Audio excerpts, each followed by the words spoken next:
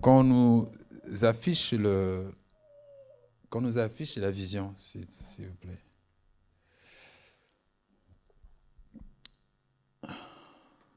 J'ai posé la question à quelqu'un hier. Mais c'est quoi? Tu viens prier ici. C'est quoi la vision? La grande commission dans Matthieu 28, verset 18 par là jusqu'au 20, 21, 22, il dit, tout pouvoir m'a été donné dans le ciel comme sur la terre. Allez et faites de toutes les nations mes disciples, les baptisant au nom du Père, du Fils et du Saint-Esprit. Et enseignez-leur tout ce que je vous ai prescrit. Et voici, je suis avec vous jusqu'à la fin du monde. Alléluia. Et quand l'appel se fait clair, à moi, l'Esprit dit, rassemble-moi un peuple, fais-moi connaître par mon peuple et dis-leur ce qu'il y a dès le commencement. Des fois, quand on prie, on est mal au point et on prie. Les gens disent, ah, Dieu aussi, hein, j'ai beau prier, et puis il t'envoie juste une parole pour que, allez, rebelote, tu te fortifies et que tu continues encore. Juste une parole. Quelqu'un a dit ça une fois, juste une parole. Ouais, c'est ce qu'on va corriger déjà vite fait. C'est juste une parole. Je priais depuis toute la semaine et je comprends à nouveau, ou encore plus, quand Daniel était en train de prier, parce qu'il était dans la servitude, hein, et il priait pour avoir la prophétie, la réalisation de la prophétie, l'ange vient dire, dès le premier jour, tu t'es mis à cœur de prier. Dès le premier jour, tu t'es mis à cœur de prier. Dès lors, la parole est sortie du trône. Et je suis envoyé pour te livrer cette parole. Sauf que j'ai été résisté ou combattu par le prince de Perse. Retenez que ce qui est sorti du trône, c'est ni l'argent, ni la voiture, ni l'épée, ni quoi que ce soit, c'est la parole. Personne n'a jamais prié Dieu et a reçu autre chose que la parole.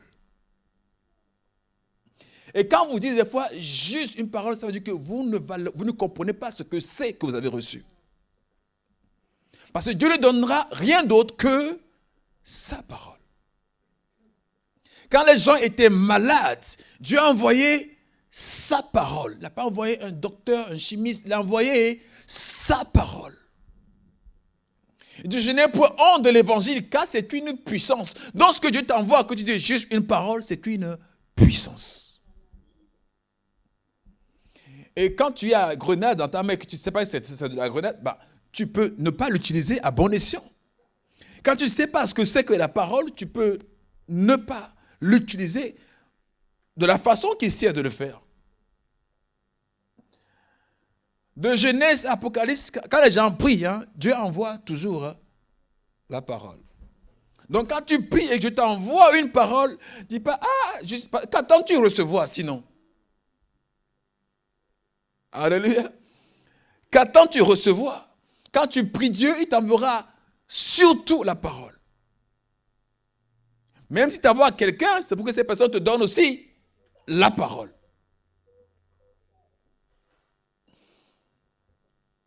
Pour que nous soyons restaurés, pour que nous soyons guéris, pour que nous parvenions à une communion, l'intimité qu'on avait avant, Dieu dit, dis-leur ce qu'il y a dès le commencement. Dis-leur, parle-leur de la parole de vie. Dis-leur ce qu'il y a dès le commencement, c'est la parole, n'est-ce pas? 1 Jean 1 dit, ce qu'il y a dès le commencement, c'est la parole de vie.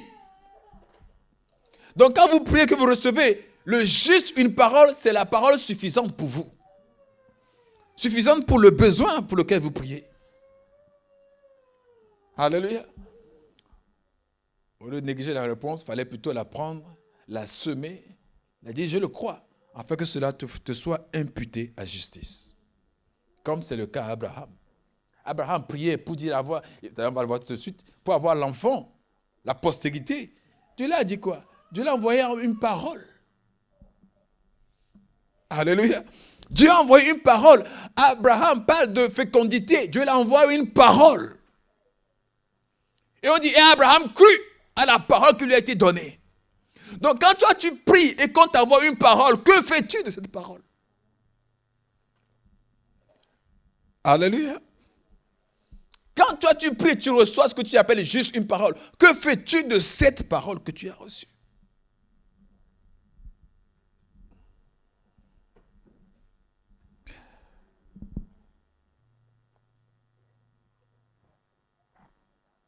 Que le Seigneur soit élevé au nom de Jésus-Christ.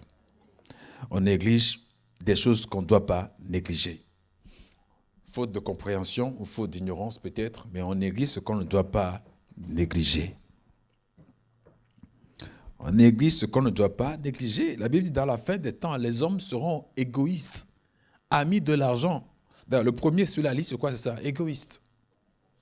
À la fin des temps, les hommes seront égoïstes, amis de l'argent, fanfarons.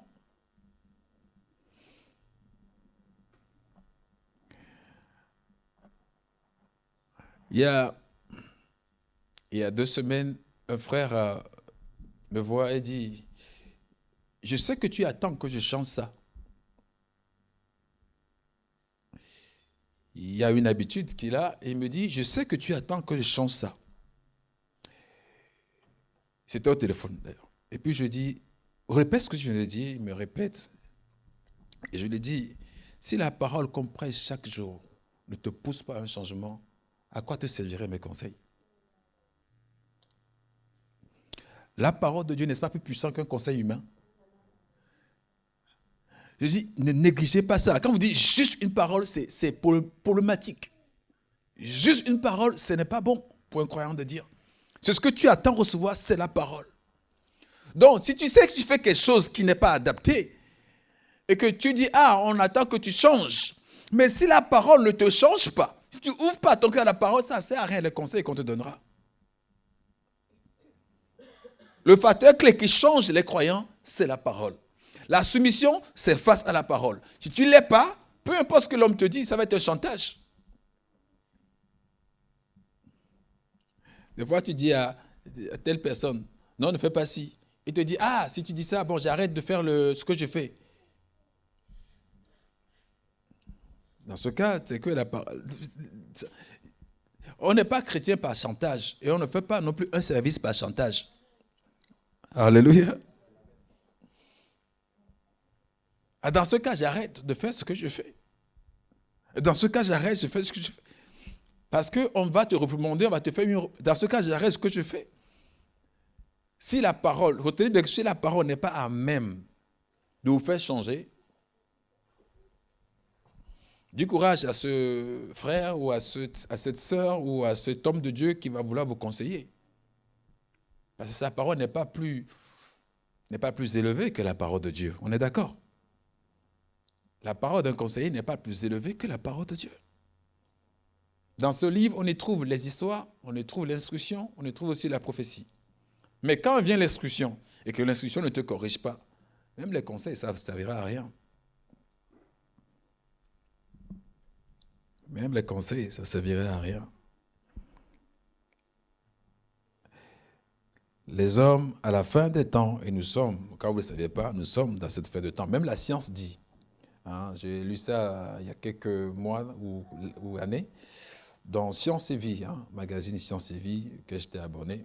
J'étais parce que je ne reçois plus, donc je ne sais plus ce qui se passe. Mais en tout cas, ils continuent de prélever, mais moi je ne reçois plus. Science et Vie de la vie, science et quoi? Science et Vie, plutôt. Science et Vie. Et il dit, l'horloge de la Terre, scientifiquement parlant, c'est à minuit moins 5. Minuit étant considéré comme l'heure de la fatalité.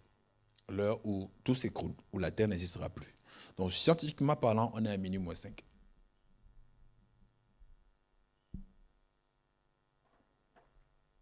Scientifiquement parlant, on est à minuit moins 5. C'est pour ça que le marché qui marche aujourd'hui, c'est l'écologie. Ils ont tout détruit et ils veulent se racheter une conscience.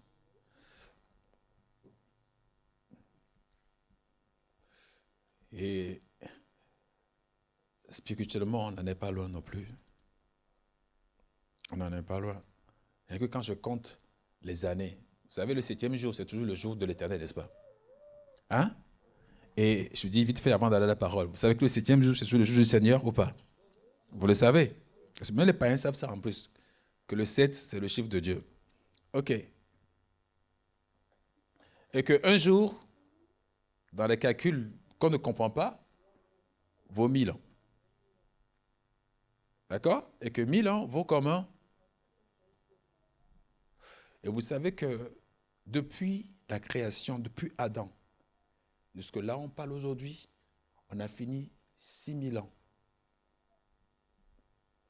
Quand tu rajoutes les âges, tu comptes les généalogies de Adam à aujourd'hui. Jésus est venu, ça fait combien? 2000 ans et quelques. Et Adam à l'arrivée de Jésus, de Adam à l'arrivée de Jésus, on était à 4. 4 plus 2, ça fait... Donc on est dans la dernière ligne droite, vraiment. Quand la science ne vous rassure pas, là je vous dis, dans l'arithmétique de Dieu, on est vraiment dans le dernier jour. Il n'y a pas plus dernier que ce jour-là. Et il n'a pas dit qu'il arrivera dans la fin de la journée. Retenez qu'il a dit, je viens comme un voleur. Donc on suppose la nuit. Maintenant, ma question que je me pose, la nuit là, c'est la veille. La nuit là, c'est la veille du jour ou c'est la nuit du jour? C'est-à-dire, c'est la veille, la journée va venir jusqu'à sa fin, vers 20h, du coup, 20h, 22h, 23h, ou c'est plutôt avant que l'aurore ne pointe. Parce que l'aurore ne pointe qu'à 4h au plus tôt, sinon 6h du matin. Alléluia. Et c'est que le voleur attend que tu dors bien, plus fortement avant d'arriver. Un voleur ne vient souvent pas à minuit. Parce que les gens ne dorment pas encore à minuit. Le voleur vient à 2h, 3h du matin. Parce qu'en ce moment, tout le monde est en train de bien dans son rêve. Il dit, je viendrai comme un voleur, pendant que vous ne vous y attendez pas. Et il dit dans quoi? C'est pas dans Joël, non, dans les évangiles, que la même chose qui est arrivée au temps de Noé arrivera encore. Que dans les derniers jours, les gens seront pressés pour leur compte. Seront égoïstes. Ils vont se presser pour ce qui les concerne eux. Que eux. S'acheter des biens, marier leurs enfants, etc. La même chose se passera encore.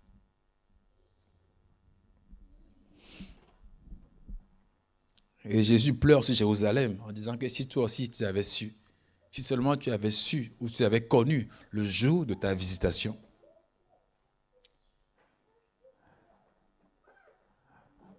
que vous ignorez pas le jour de sa visitation au nom de Jésus-Christ. Alléluia. Au jour de ta visitation, que vous ne l'ignorez pas au nom de Jésus. Si on ignore comment viendra Jésus, on peut prendre tout le monde pour Jésus demain. Alléluia. Si on ignore comment le maître revient, on peut se tromper et accueillir n'importe qui à la place du maître. Parce qu'eux savaient que le Messie allait venir, hein, les Juifs. N'oubliez pas, ils savaient. Sauf qu'ils ne savaient pas comment. Ils pensaient qu'ils allaient venir avec les soldats, avec les grades, avec la couronne. Mais ils n'ont pas lu que c'est dit, on a écrit ça 300 ans avant que le Messie n'arrive. Ésaïe a dit, il était comme une brebis qu'on amenait à la boucherie. Il ne disait pas mot. Mais ils ont lu ça, mais comme c'est encore une parabole, comme c'est encore cacheté, ils n'ont pas eu la révélation. Donc quand la brebis est devant eux, ils disent non, ce n'est pas lui le Messie. Parce qu'ils n'ont pas compris, ils n'ont pas été... La parole est restée voilée pour eux, ils n'ont pas su comment il allait venir. Mais qui ont reçu ça? Seigneur, merci de ce que tu as caché ça au grand de ce monde, tu l'as révélé aux enfants. C'est quoi les enfants-là? Les pierres, et autres qui étaient en train de pécher. On leur dit, viens sur moi, ils ont suivi Jésus. C'est Pierre qui va dire, non, tu es le Fils de Dieu. Ou qui va dire, à qui irons-nous? C'est toi qui as la parole de vie.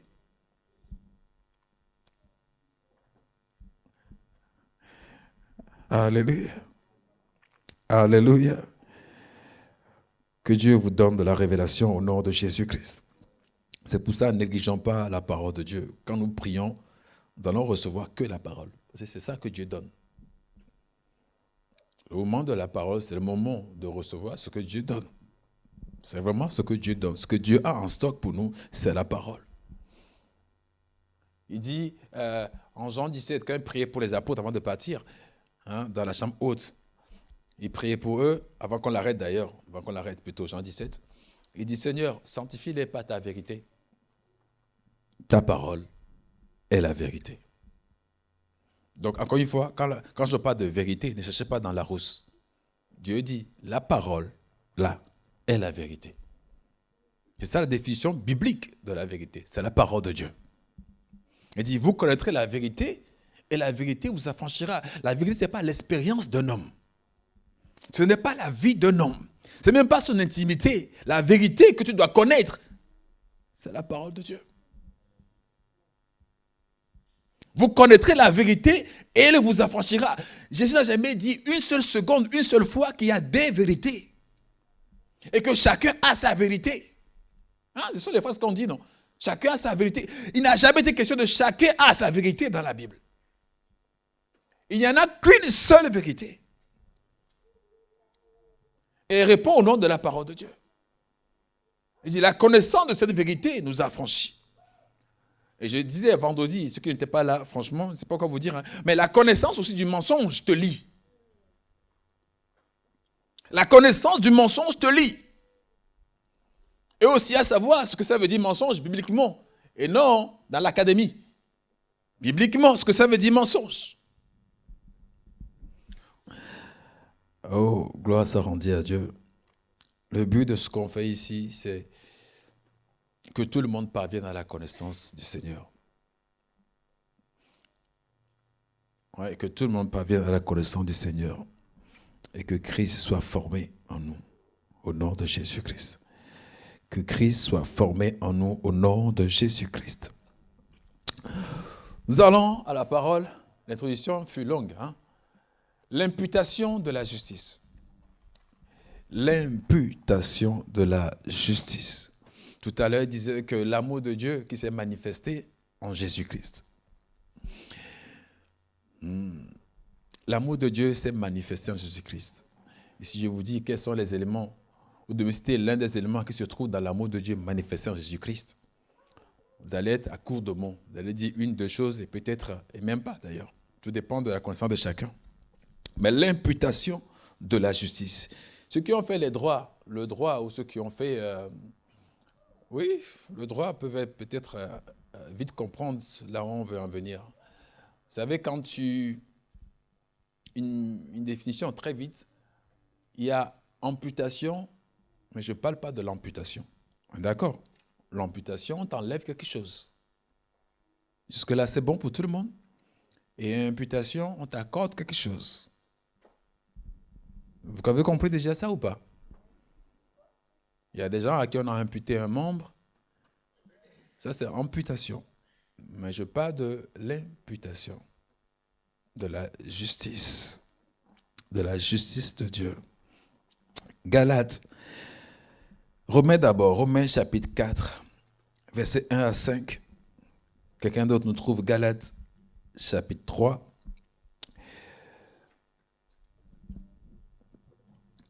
L'imputation de la justice. Elle énonce quoi? Elle énonce le procédé par lequel la justice de quelqu'un, ses mérites, ses valeurs, ses récompenses sont imputés, le mot accordé, imputé ou attribué, si tu voulais, à quelqu'un d'autre. D'ailleurs, même les comptables aussi vont me rejoindre. Il y a aussi le logiciel d'imputation dans la comptabilité.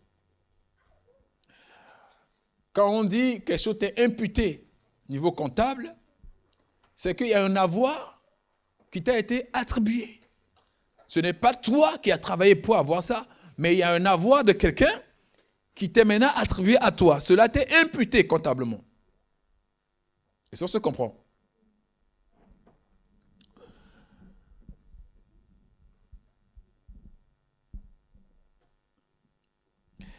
Donc, je répète que l'imputation de la justice, ou l'imputation tout court, énonce le fait ou le procédé d'attribuer ou d'imputer à quelqu'un les mérites, les récompenses.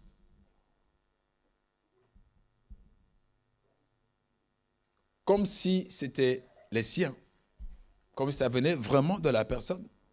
Donc, quand je parle d'imputation de justice, c'est le procédé par lequel on impute la justice de quelqu'un d'autre. La justice et le mérite de quelqu'un d'autre.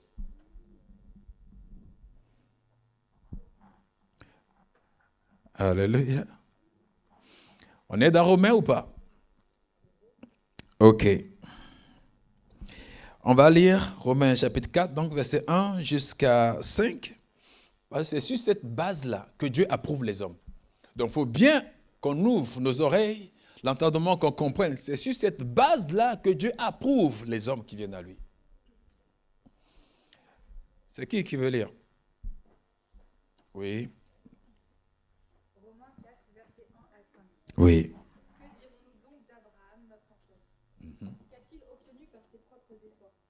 Si Abraham a été considéré comme juste sur la base de ses œuvres, il a de quoi se montrer fier, mais non devant Dieu.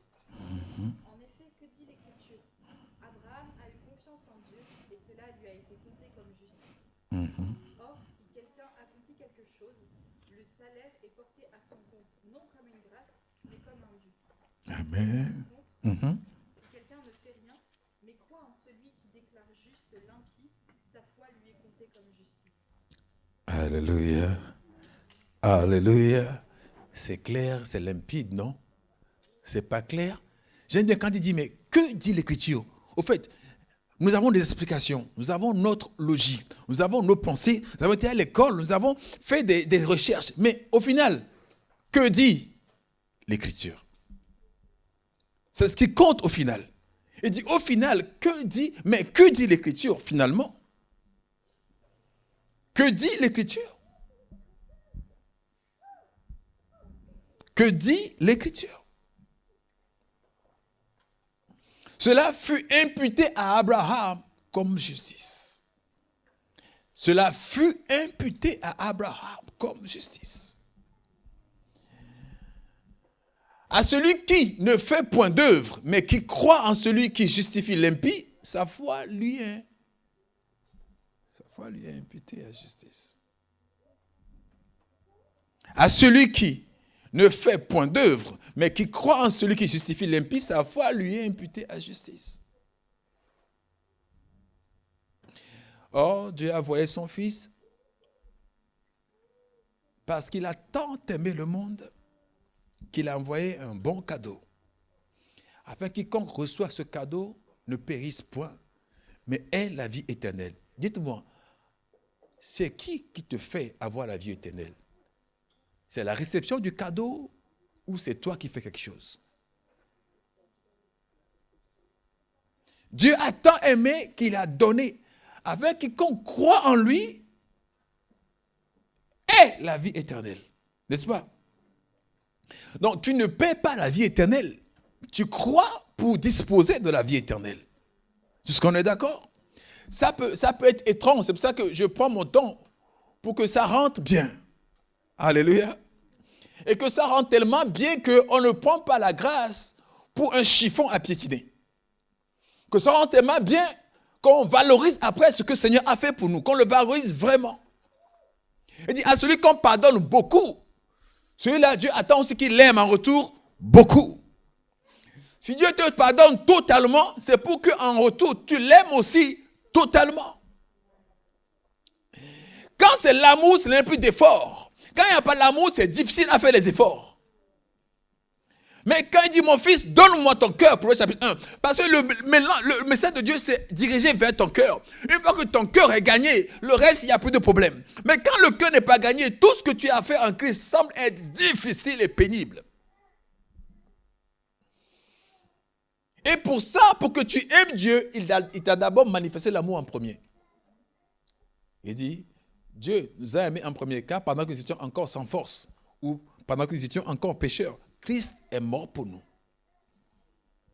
Donc, ce n'est pas nous qui l'aimons en premier, c'est plutôt lui qui nous a aimés en premier. Et à cause de cet amour-là, nous l'aimons aussi en retour. Alléluia. Retenez que tout ce qu'on fait à Dieu, c'est toujours en retour. On n'a jamais précédé Dieu. Jamais. Tout ce qu'on fait en Dieu, ou tout ce qu'on fait dans le Seigneur, c'est toujours en retour. C'est pour ça que celui qui ne croit pas, il va être difficile à gérer. Parce que c'est même pas la foi qu'on est reconnaissant envers Dieu. Même la reconnaissance, c'est question de foi. Alléluia. Je suis reconnaissant, ce mot-là, c'est question de foi. À celui qui n'a point fait ou n'a pas fait d'œuvre. À celui qui n'a pas fait d'œuvre. À celui-là qui n'a rien fait du tout.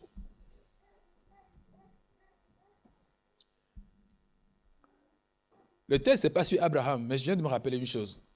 Vous savez, toujours dans Galates 4 et dans Galates 3, qu'on ne va pas lire, parce que sinon ça va allonger, mais vous pouvez noter, Galates 3 et Galates 4.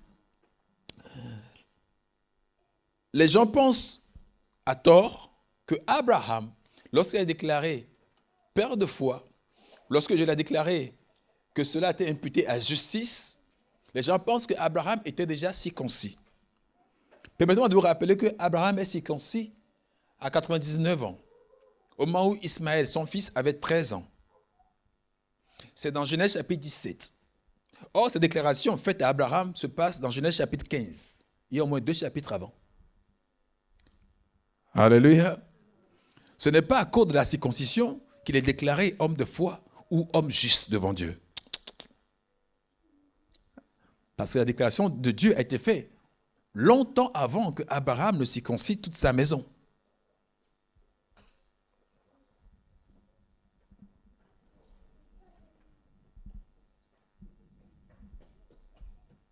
Prenons le verset 6. On vient de lire le verset 5 9 ça. Venons au verset 6 et on descend. On monte plutôt. Verset 6 à 8 du même chapitre.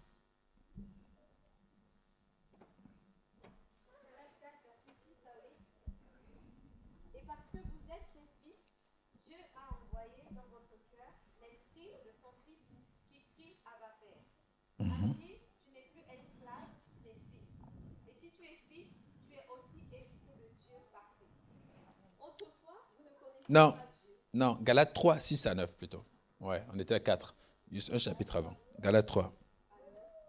Tout comme Abraham eut confiance en Dieu et que cela lui fut compté comme justice. Reconnaissez donc que ce sont ceux qui ont la foi qui sont les fils d'Abraham. Or, l'Écriture prévoyait que Dieu considérerait les non-juifs comme justes sur la base de la foi. Il a d'avance annoncé cette bonne nouvelle à Abraham. Toutes les nations seront bénies en toi. Alléluia. Il dit, l'Écriture, Dieu prévoyait sanctifier ou justifier les païens sur la base de la foi. Sur la base de la foi, Dieu a prévu justifier les païens. Donc tous les païens qui viennent à Dieu en croyant en Dieu, ils sont justifiés par la foi en croyant en Dieu.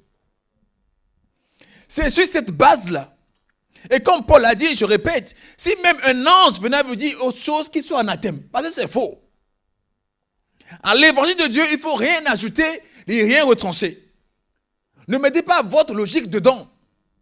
Parce que sa logique à lui vous dépasse tellement que vous ne pouvez pas comprendre. La logique de Dieu, quelqu'un me dit, mais si c'est comme ça, c'est trop facile. Il dit, je n'ai rien que faire si c'est facile pour toi. On ne me demande pas d'interpréter la parole de Dieu. On dit, annonce la parole de Dieu. Alléluia. Quelqu'un m'a dit, on ne sait pas comment les hommes sont mauvais. Leur dit une telle chose là, c'est grave. Il dit, mais Dieu les connaît mieux que moi. Les hommes, Dieu les connaît mieux que les hommes. Dieu connaît les hommes mieux que toi, le pasteur, si tu veux. Alléluia. Si Dieu a apporté ça, la lettre pour les hommes, donne-le leur. Alléluia. Dieu s'en charge. On ne peut pas penser être plus bon que Dieu, plus juste que Dieu, plus prudent que Dieu. Non, il est tout plus que nous. Il dit, sur la base de la foi, je justifierai les païens qui croient en moi. Et dans Actes 15, n'oubliez pas qu'on a reproché aux pasteurs d'essayer de mettre sur le peuple des jougs tellement difficiles que eux-mêmes ou même leurs ancêtres étaient incapables de porter. Alléluia. Je lisais Ce matin, j'ai écouté l'audio, il dit, ils connaîtront la vérité, et la vérité les affranchira. Et je reviens, je dis, mais donc à chaque fois qu'on prêche la parole de Dieu, parce que la vérité c'est quoi? C'est la parole de Dieu. À chaque fois qu'on prêche la parole de Dieu, le peuple doit ressentir une délivrance. Il doit ressentir une libération. Mais si le peuple ressent une condamnation, ce n'est pas la parole de Dieu. Il dit, vous connaîtrez la vérité et elle vous affranchira, vous rendra libre. Donc quand tu es assis et on te parle la parole de Dieu, tu ne ressens pas la liberté, il y a un problème. Alléluia.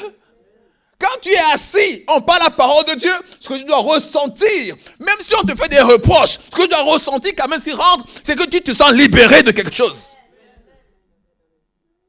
Alléluia. Quand on te bénit ou quand on te fait des reproches, le ressenti, ce que tu reçois en toi, c'est une libération. Il dit, vous connaîtrez la vérité et elle ne fait qu'une chose, affranchir, affranchir et affranchir. Alléluia. Alléluia.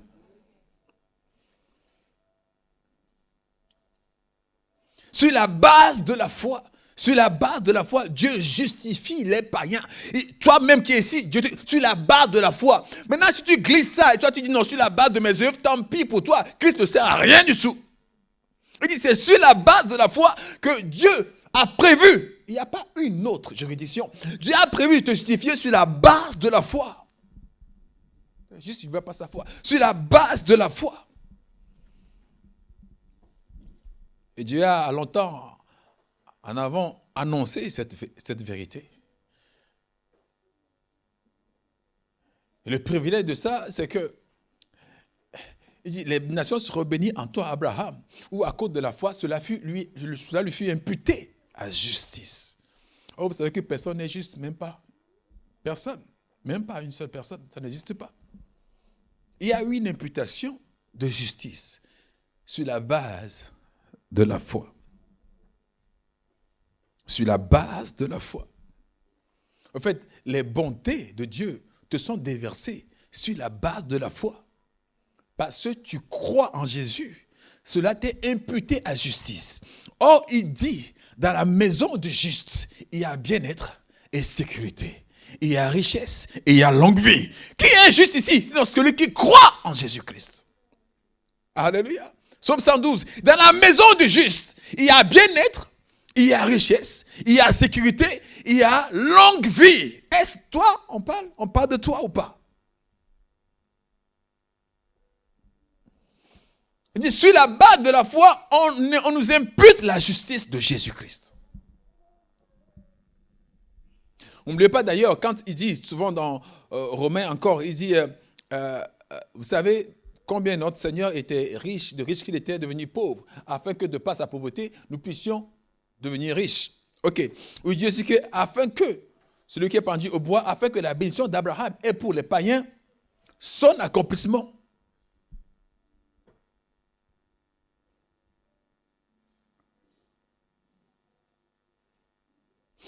Et il dit aussi que la descendance d'Abraham héritera, possédera la terre. Il ne parle pas de les descendants, on parle de la descendance comme une seule semence. Et la Bible dit, on parle en ce moment de Christ. Alléluia. Mais comment faire? Christ n'est pas milieu, il n'est pas ici aujourd'hui. C'est en croyant en Christ que nous sommes affectés sur ce même régime. C'est vraiment en croyant en Christ que nous sommes affectés, je dis bien affectés au même régime. Bon, si je vous dis l'inverse, vous allez finir par être d'accord avec moi. L'inverse, c'est que Abraham a péché et tout le monde a péché. On est d'accord ou pas? Pourquoi ça passe vite, ça? Pourquoi, j'ai remarqué, dans l'homme, la négation passe vite. Hein? C'est-à-dire, on est facile à croire au mal. Très, très facile, très aisé pour nous de croire au mal. Je crois que c'est à cause du jardin là-bas, quand il a mangé l'arbre du mal et du bien. Ça doit venir de là. Parce que dès lors, on est plus sensible même au mal. Quand je dis que Adam a péché et nous tous, on est pécheurs, l'enfant même qui naît aujourd'hui, il est pécheur, ça vous fait pas genre, ah c'est bizarre. Non, vous trouvez ça normal. Parce qu'on est issus du même sang, du coup le sang étant contaminé, nous sommes tous contaminés. Et il dit tous ont péché, même l'enfant qui est encore dans le ventre, c'est un pécheur. Tous sont péchés, sont privés de gloire de Dieu. Tous. Tous, pas un seul. Tous ont péché et sont privés de la gloire de Dieu. Maintenant, toi qui vas naître demain, tu vas naître demain, hein? Maintenant je te parle aujourd'hui. Tu vas naître demain, dans 10 ans. Mais je te dis que tu as péché. C'est quoi cette histoire? En plus, je vais conjuguer au passé. Tous ont péché et sont privés. Même ceux qui naîtront demain ont péché.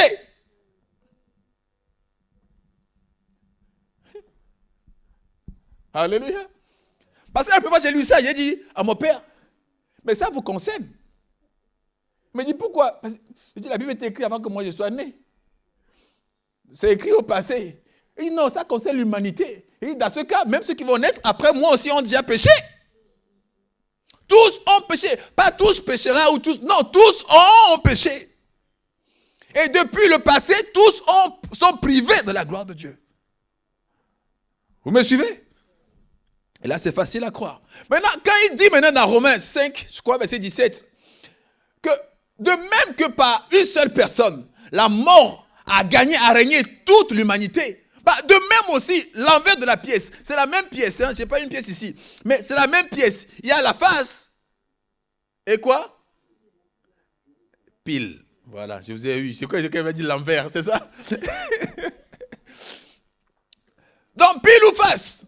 Si on croit à la face, on croit aussi à l'autre côté. Si on croit à la pile, on croit sur c'est pile ou face. Les deux sont sur la même pièce. Si on croit que par une seule personne la mort a régné, croyez aussi facilement que par une seule personne aussi, la justice, qui est don de Dieu aussi, va régner. Alléluia. J'espère que je parle à quelqu'un au nom de Jésus-Christ. Si on est aisé à croire que par une seule personne, la mort a dominé toute l'humanité, croyons aussi que par une seule personne aussi, qui lui n'a pas désobéi à Dieu, la justice est répandue sur tous ceux qui croient. Alléluia. Alléluia. Reprenons dans Romains, le verset 9 jusqu'au 22. On va lire vite, parce qu'il y a un autre texte qu'on va lire. Oui, vas-y.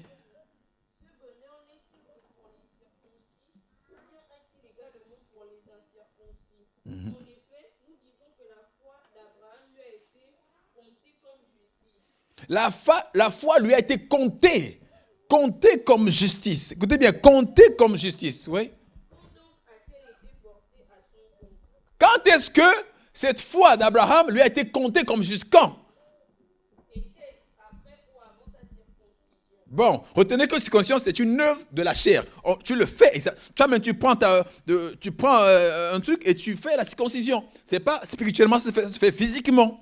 Donc, il dit, quand est-ce que ça a été imputé à Abraham? Est-ce avant la circoncision ou après la circoncision? Ce n'était pas après sa circoncision, non. Mais bien alors qu'il était incirconcis. Alléluia. Il a reçu le signe de la circoncision comme le gage de la justice qu'il avait obtenu par la foi. Tu vas reprendre cette phrase-là. Il dit, déjà, ce n'est pas quand il était circoncis. C'est bien avant, lorsqu'il était encore incirconcis, que déjà sa foi lui a été comptée pour justice. Et que bien après cela, il a été circoncis pour attester du fait qu'il est déjà un homme juste. Alléluia. Je veux dire, ce n'est pas que la circoncision est mauvaise. Paul dit, aujourd'hui, ce qui est quelque chose, ce n'est pas d'être circoncis ou incirconcis. C'est d'être une nouvelle créature. Alléluia. Donc, ce n'est pas que la circoncision est mauvaise. Non, pas du tout.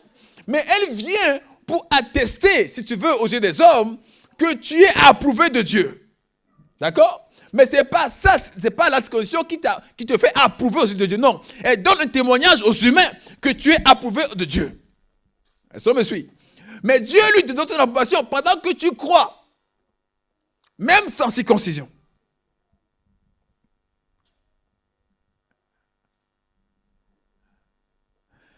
Relis-moi la phrase. Et il a reçu le signe de la circoncision comme le gage de la justice. Non, bien avant, juste quelques mots avant aussi. Ce n'était pas après sa circoncision, Voilà. mais bien alors qu'il était incirconcis. Ce n'était pas après avoir été circoncis, non, c'est bien avant qu'il soit circoncis qu'il a reçu. D'accord? Qu'il a reçu, c'est-à-dire qu'il a été compté pour lui comme étant juste. Alléluia. Une fois que ça c'est compris, on avance. Oui? Non, bien avant encore. Voilà. Voilà. Et maintenant, après être reçu de Dieu, après être attesté comme homme juste, maintenant, le « et » vient. Le « et », coordination de coordination. Et il a reçu maintenant. Et il a reçu en plus. Donc les œuvres qu'on fait, ce sont des choses en plus pour attester vraiment qu'on est avec Dieu.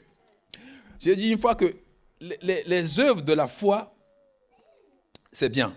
Ça dit, c'est les œuvres que produisent la foi.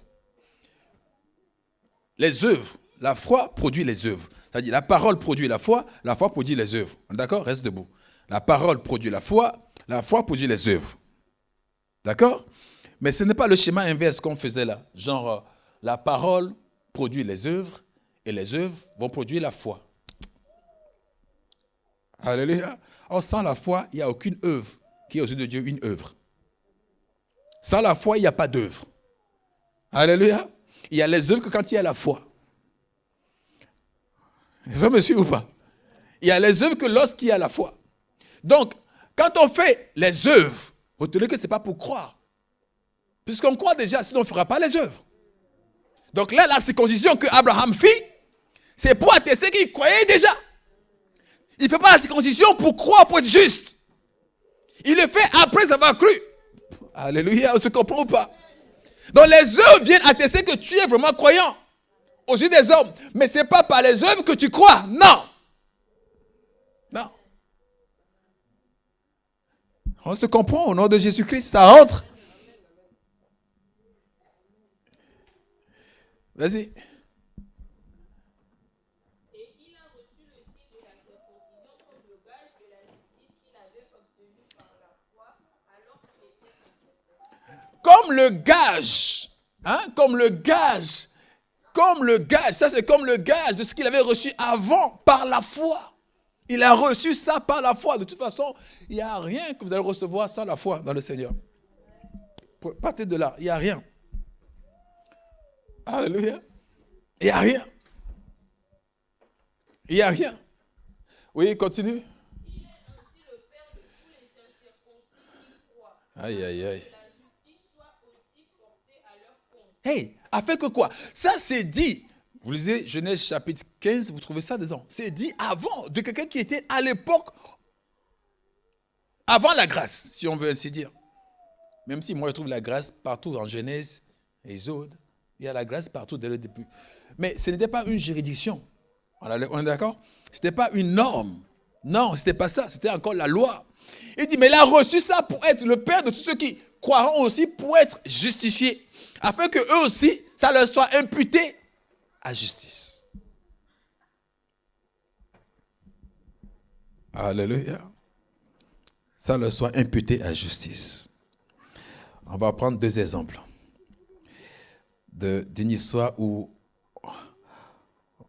les hommes ont été imputés à justice. Prenez 2 Corinthiens 5. 2 Corinthiens 5, verset 19 à 21. On va voir comment le Seigneur a logizomai. Voilà, c'est le mot grec. Logizomai. Oui. En effet, Dieu était en Christ. Il réconciliait le monde avec lui-même. Ah, I like it. Et en effet, hein, Dieu était en Christ. Christ qui était sur terre. Hein. Dieu était dedans. Dites merci Seigneur. Parce que l'œuvre, tu dis que tu es venu à Christ. Tu n'es pas venu à Christ. Dieu était en Christ, te poussant à la réconciliation avec lui-même.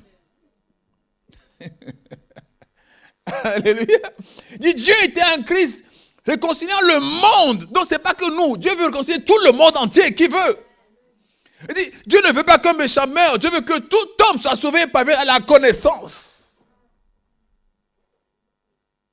Oui, de Pierre, vraiment. Oui, c'est ça. Réconcilier le monde avec lui-même, oui. Comment il fait ça, la réconciliation? Comment il fait ça? En ne chargeant pas les hommes de leurs fautes. Ah, ça c'est encore un mot précis, oui. Ici c'est un imputant pas, vas-y. En ne chargeant pas les hommes de leurs fautes, et il a mis en nous la parole de la On s'arrête là d'abord. En n'imputant point aux hommes leurs offenses. en ne chargeant pas aux hommes leurs offenses. C'est écrit dans vos Bibles ou pas? Alléluia. C'est écrit dans vos Bibles ou pas?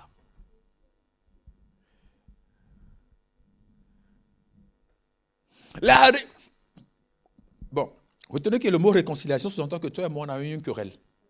D'accord? Il y a voilà, prenons de base. On a eu une dispute. On prend le cas entre deux femmes. Souvent, les hommes ne se disputent pas, c'est souvent entre les femmes. Là, je vais vous entendre, je savais. Ok, donc, tu prends deux êtres humains qui se querellent. D'accord? Il n'y a pas de réconciliation tant que l'un sent que l'autre me doit quelque chose. Je dis quelque chose parce que ce n'est pas forcément l'argent. Ça peut être tu attends de l'autre qui s'excuse. D'accord? Voilà. Ce n'est pas forcément l'argent. Tu attends de l'autre qui s'excuse. Bon, tu attends de l'autre qui répare le tort qu'il a fait. Le chrétien, c'est je pardonne, mais. C'est ça le chrétien. Je pardonne, mais. Voilà. Donc le mais là semble être une dette. Ok? Maintenant, nous, notre dette avec la querelle qu'on avait avec Jésus ou avec Dieu, c'est colossal. Quand on chante la chanson, il paie des dettes, il paie ma dette. Il paie des dettes, il dit non, I own the debt I could not pay.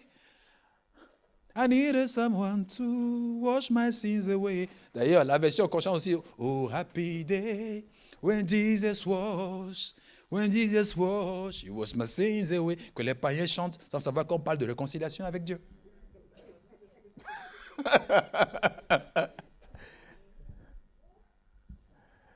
Alléluia.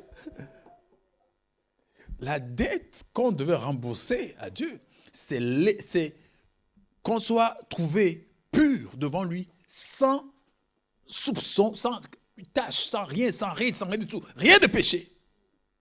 Allez payer ça. La dette qu'on doit rembourser devant Dieu, c'est ça. C'est la dette du péché, de la désobéissance. Qui va pouvoir payer ça ici? C'est la dette du péché.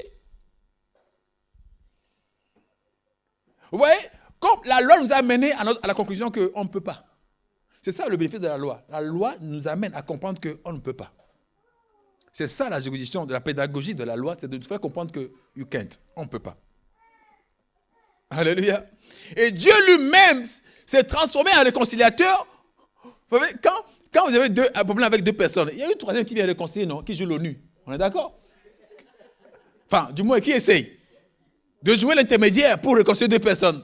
Mais voici que Dieu étant déjà celui à qui on doit, vient encore jouer encore l'intermédiaire, le réconciliateur, l'ONU entre nous et lui-même. Il joue le réconciliateur entre nous et lui-même. En nous disposant de comment on va régler notre dette. Pas Jésus-Christ. Qui lui, son sang, ratifie tous nos torts, et alors nous réconcilions nous avec Dieu, en nous imputant plus nos offenses. Il dit, allez annoncer la bonne nouvelle, le pardon des péchés et la repentance.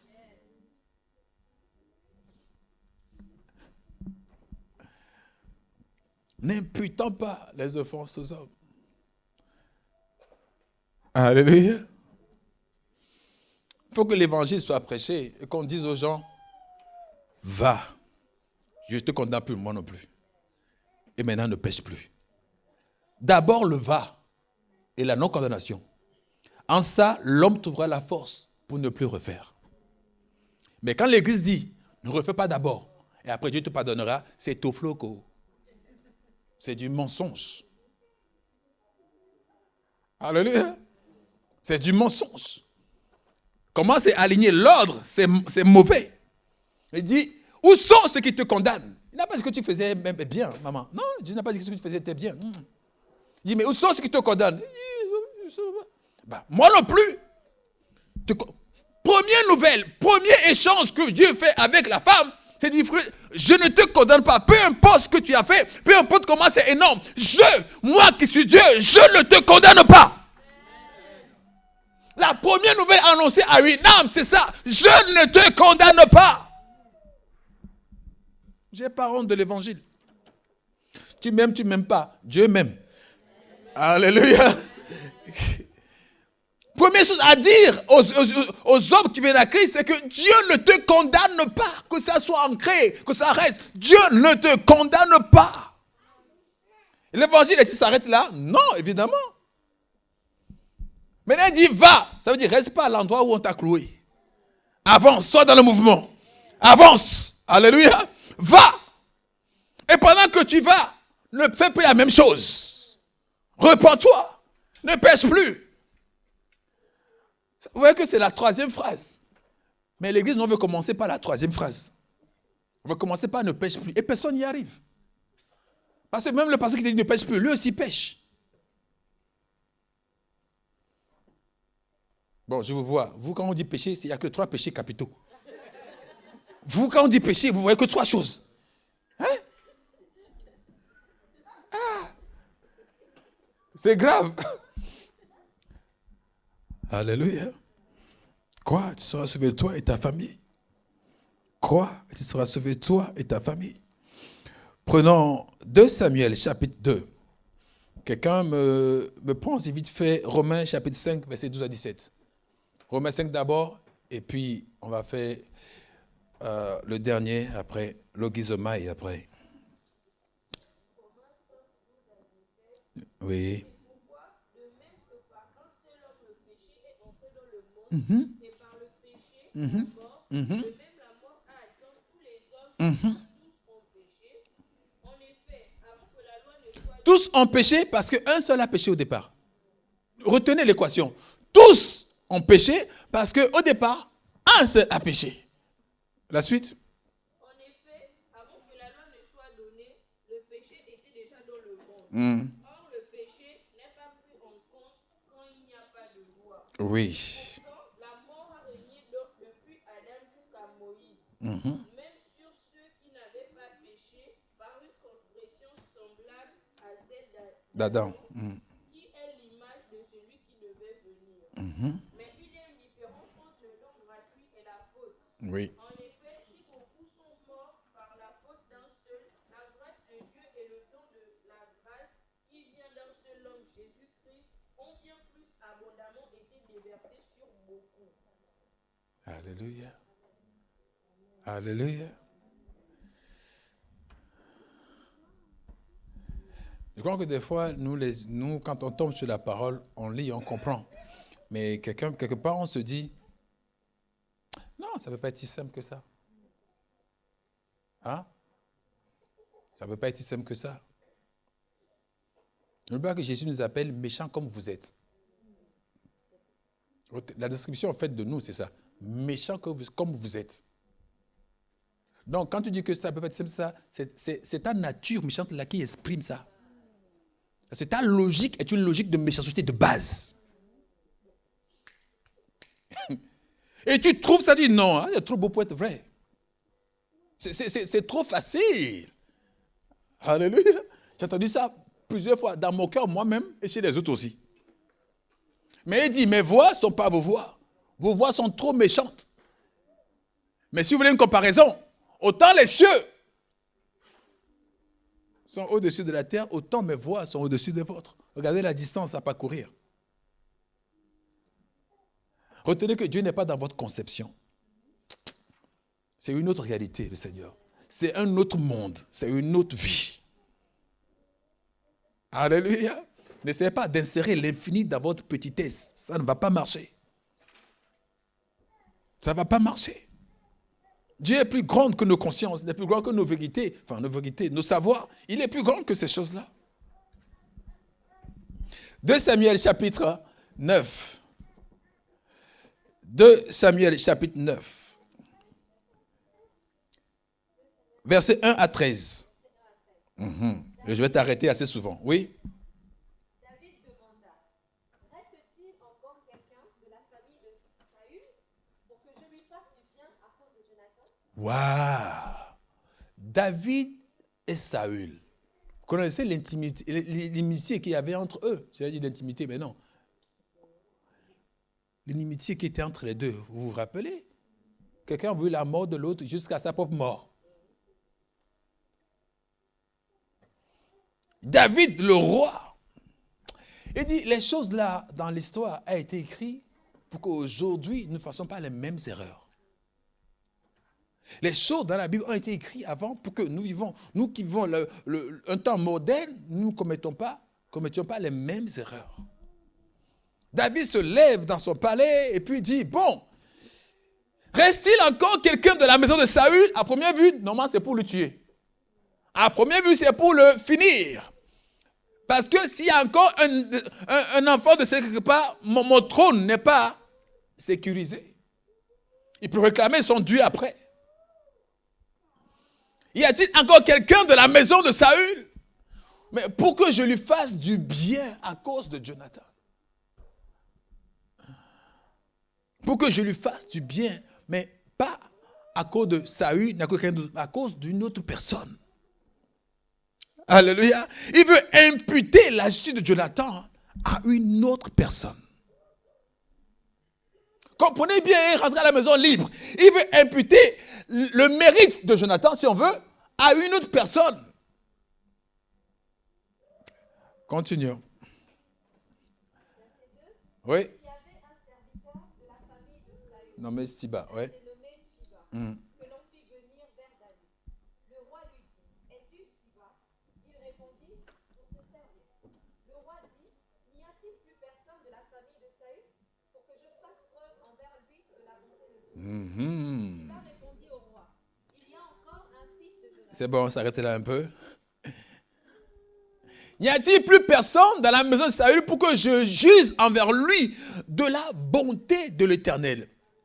Premièrement, il dit pour que je lui fasse du bien. Et là, il précise de la bonté de l'Éternel. Frères et sœurs, retenez que le domaine dont on parle là, de l'imputation d'une justice à une tierce personne, il n'y a que dans le domaine de la bonté de Dieu que c'est réel. On ne parle pas d'une bonté humaine, donc on ne peut pas la concevoir. Retenez que c'est typique même d'un miracle. Vous ne pouvez pas le concevoir. Vous qui avez fauté, qui avez négligé l'adoration, Dieu dit maintenant que va vous imputer une justice. Mais quel est ce Dieu? Mais quel est ce Dieu? Il dit, s'il y a quelqu'un pour que je juge envers lui, ce qui représente la bonté de l'Éternel. Comment Dieu est bon, que je lui manifeste comment Dieu est bon.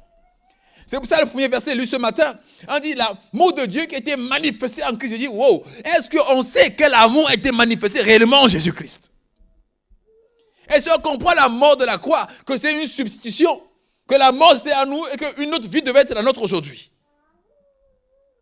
Parce que s'il a pris notre place à la croix, mais nous prenons quelle place alors?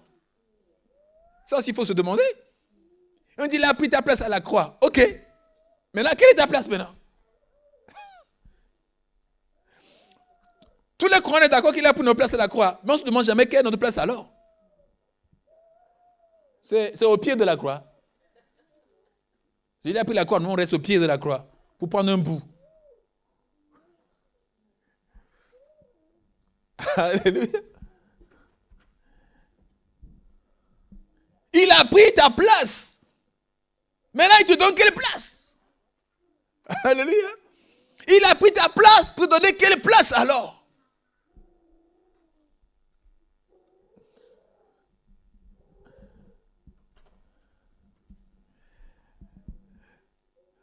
Je crois que le mois où j'ai compris ça, j'ai dit, de toute façon, peu importe dans quelle situation je suis, et je l'ai dit dimanche passé, je crois, ou c'est vendredi, je le dis encore, peu importe dans quelle situation je suis, je ne vois jamais le diable prendre avantage sur moi. C'est fini pour lui. Parce que l'homme périt faute de connaissance. Alléluia. Et il use de sa sagesse pour nous séduire, pour nous manipuler, pour nous faire des entourloupes de tout de passe-passe. Et nous aussi, on y va. Nous aussi, on se laisse aller. Quand Dieu a changé une place, Dieu a changé la place.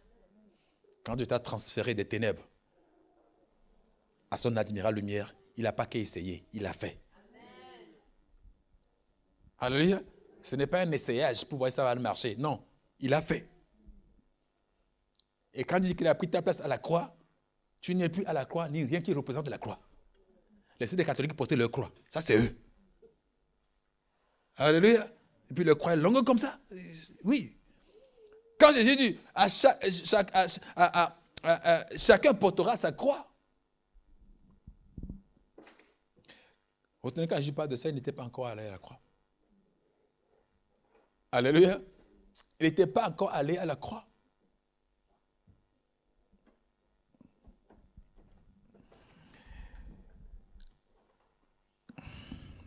Jésus a pris ma place. Maintenant, moi-même, je maintiens encore la place. Si Jésus a pris ma place, ok, j'ai plus rien là-bas. Alléluia. J'ai plus rien à voir avec les ténèbres. Si le voile est déchiré, c'est déchiré aussi pour moi. Alléluia.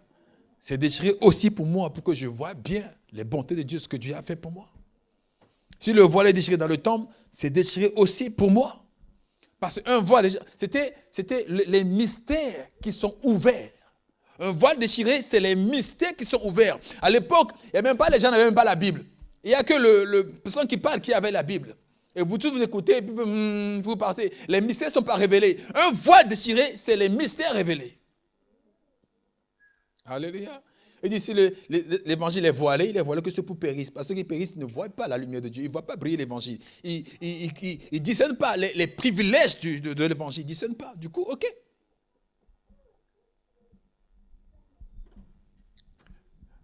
Alléluia. J'ai dit, même un chihuahua, ou même un chien, ou même, c'est pas trop, un truc vil qui n'a pas d'importance. Je veux dire, même une assiette, voilà, même une assiette dans la cour du roi a plus d'importance que la cuisine même d'un employé quelque part dans sa maison. Tout ce qui est dans le royaume est de domaine royal. Alléluia. Tout ce qui est dans un royaume est du domaine royal. Tu vois le chien du royaume, tu l'envies. Tu vois l'assiette dans lequel on le sert, tu l'envies. Mais sérieux, tu l'envies. Même si tu fais genre, ça ce n'est qu'un chien. Mais tu sais que ce qu'il mange là, toi-même tu ne vois même pas ça. Tu sais. C'est pour dire qu'une fois que tu t'es transféré dans le royaume, je veux rassurer que peu importe ton niveau, es-tu dans le royaume ou pas? Donc, dis au diable que, il n'y a pas de courant ou il n'y a pas de pont qui te relie toi au royaume de Dieu. Là où je suis, tu peux m'attaquer ici. Je suis dans le royaume de Dieu. Peu importe enfant ou pas enfant, je suis quand même dans le royaume de Dieu.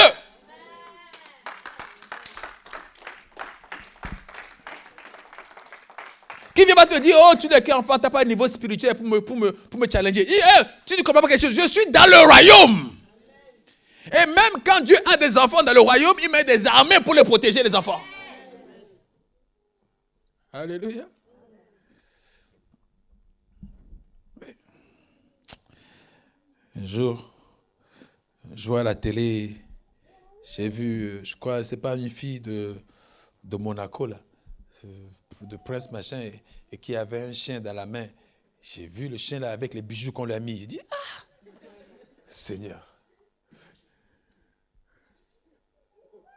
J'ai vu les ornements qu'on lui a fait. Il dit, Et puis il sourit le chien. Il dit, On dirait qu'il comprend qu'il a un privilège. Non, on dirait qu'il comprend, qu'il comprenait qu'il avait, qu'il avait des privilèges. Alléluia. Lisons la suite. Il répond, au verset 3, le roi dit, n'y a-t-il plus personne de la famille de Saül pour que je fasse preuve envers lui de la bonté de Dieu? Siba répondit au roi, il y a encore un fils de Jonathan. Il est handicapé aux deux jambes. Verset 4, le roi lui demanda, où est-il? Il est perclus des deux jambes, oui. Et Siba répondit au roi, il est chez Makir, fils d'Amiel, à Lo-Debar. Le roi David l'envoya chercher chez Makir, le fils d'Amiel, à Lo-Debar. Méphibosheth, oui.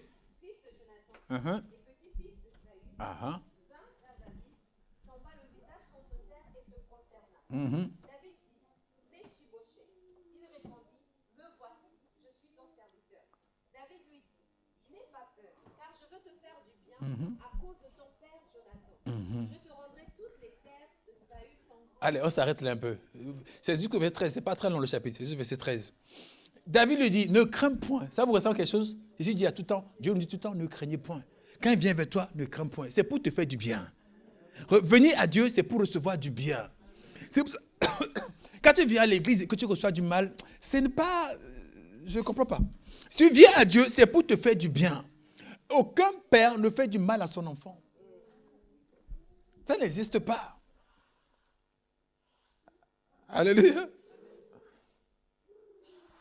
Aucun père ne fait...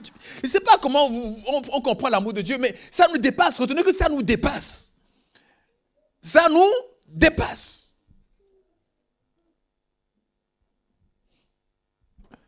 Ne crains point car je veux te faire du bien à cause de Jonathan. Pas à cause de toi. Déjà, on ne te connaît pas. Pas à cause de toi, mais à cause de quelqu'un d'autre. Je vais te faire du bien que je n'ai pas pu faire à cette personne-là. Mais je le fais à toi. Une imputation de justice. Je le fais à toi. Et puis, Méphibosheth, quand on vous l'explique bien, il est amputé des 2 pieds. Et à l'époque, il n'y avait pas de chaise roulante. Donc, c'est pour vous dire le déshonneur sur cet homme-là. Ça ressemble à l'église aujourd'hui.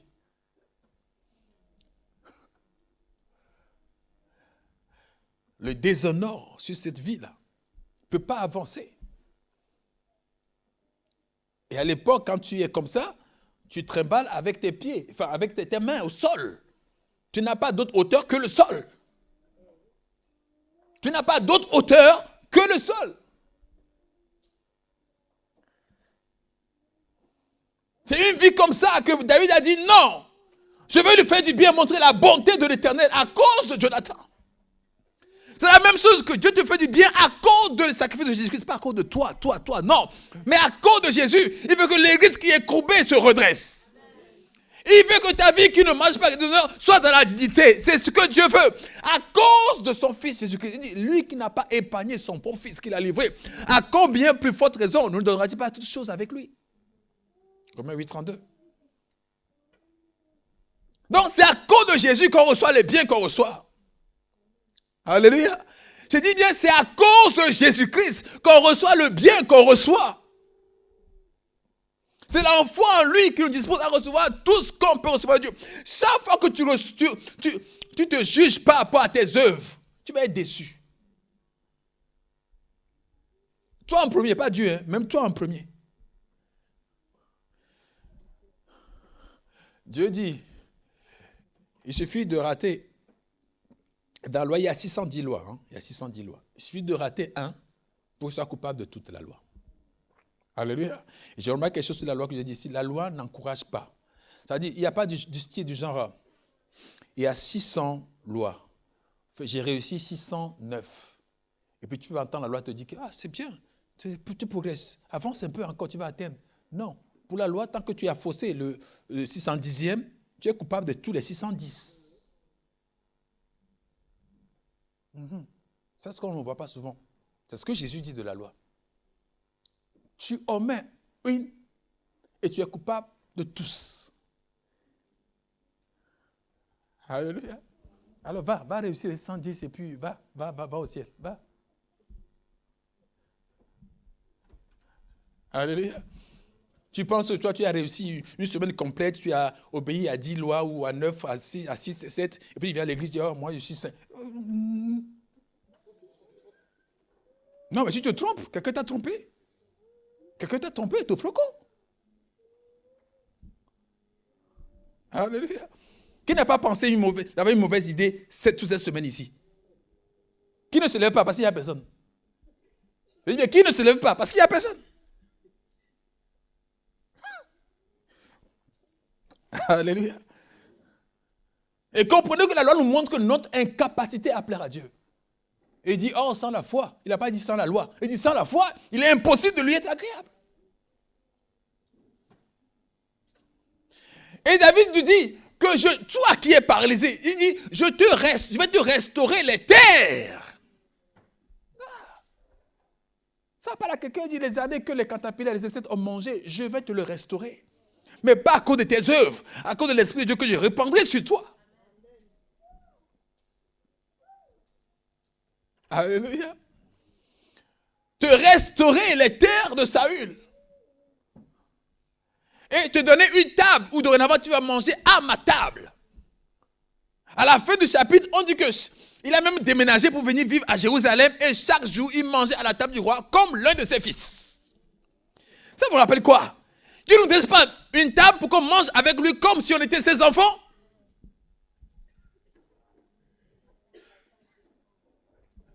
Alléluia. Logizomai. Dieu vous impute à justice l'œuvre de Jésus-Christ. Pour que vous quittez la vie de Méphibosheth que nous avions tous avant et à vivre comme un fils du roi dans le palais. Alléluia. Ce qui était peut-être le rebut de l'époque devient tout à coup une éminence dans sa majesté. Dans la cour du roi, mangeant les galettes du roi chaque matin. Et même on met des serviteurs, on a mis au moins une dizaine de serviteurs autour de lui à la fin. De le servir. Lui qui rampait, de le servir. Et il était tellement... Voilà. La réaction de l'église doit être ça. La réaction de l'assemblée doit être ça. Si on comprend la bonté de Dieu, on doit dire comme merci peut-être, mais qui suis-je pour que tu daignes regarder un chien comme moi? Mortel, non, un chien, il a dit, non? Ah oui, un chien mort comme moi. C'est pour ça que Dieu, les gens qui sont égoïstes, sont orgueilleux, c'est qu'ils ne comprennent juste pas la bonté de Dieu. Quand tu comprends la bonté de Dieu, ça t'humilie. Alléluia. Ça ne fait que te rabaisser la bonté de Dieu. Ça ne fait comprendre que tu es incapable. Oh, l'orgueilleux, il se pense capable. Mais quand tu comprends comment Dieu est bon, tu te sens incapable. Alléluia. Incapable. Il dit, j'ai expliqué la bonté de Dieu à une femme. Et puis elle s'exclame. Il dit, de toute façon, comment il fait? On est en train de manger, je me rappelle bien, c'était du poulet. Il dit, comment il fait? Et puis il a arrêté de manger, commençait à pleurer elle-même. C'est ça ce que fait la bonté de Dieu. Tu vois comment tu es vulnérable. Alléluia. Je ne sais pas quelle bonté on vous prêche, mais la bonté de Dieu t'amène à comprendre comment tu es. Tu n'as aucun moment mérité de cette place-là. À aucun moment tu as mérité qu'on pense à toi, qu'on prenne ta place, qu'on meure pour toi, qu'on te protège, qu'on te donne des promesses légitimes. Non, à aucun moment. À aucun moment. Si ce n'est pas la grâce de Dieu, on n'est pas qualifié. Personne n'est qualifié à venir au Seigneur. C'est Dieu qui nous qualifie. La foi, croire en Dieu, c'est notre donnée à nous, de croire à Dieu. À lui maintenant, il nous impute ça à justice. Le Gizomai. Il nous impute cela à justice. Au nom de Jésus-Christ. Et puis ce n'est pas qui il va faire. Il l'a déjà fait pour vous qui êtes là. Il faut que vous le sachiez. Vous n'êtes pas des païens. Dans ce cas, il l'a déjà fait. Alléluia. Le message d'avant, c'était pour les païens qui viennent à Christ. Mais comme vous êtes déjà à Christ, c'est déjà fait pour vous. Alléluia. Déjà fait. Votre vie de probe. Ce n'est pas qu'il faut la laisser tomber. Elle est déjà changée. Ne vous identifiez plus à ce Méphibosheth. Comment dire? Méphibosheth. Non, il est Bochette. Ne vous identifiez plus à cette vie-là. Au contraire, humiliez-vous, Seigneur. Je suis reconnaissant. Je veux te dire merci, Seigneur.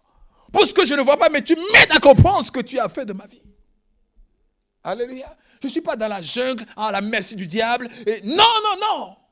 Non, j'ai été transféré depuis longtemps. Alléluia. Je ne suis pas malade. Ce n'est pas mon identité. Je ne suis pas vaniteux. Je ne suis pas démuni. Je ne suis pas orphelin. Je ne suis pas orpheline. Ou je ne suis pas sans aide. Non, Dieu est pour moi. Ça, alors, on baisser nos têtes et prier au nom de Jésus-Christ. Méphibosheth n'a rien fait. Mais l'amour l'a localisé. Il n'a rien fait. Il n'a même pas songé à ça. L'amour l'a localisé. toi aussi tu n'as rien fait. L'amour de Dieu t'a localisé. Alors il faut être parti du principe que je suis reconnaissant envers Dieu de ce qu'il a fait. Quand tu comprends ce qu'il a fait, tu peux pas ne pas le louer et dire merci Seigneur.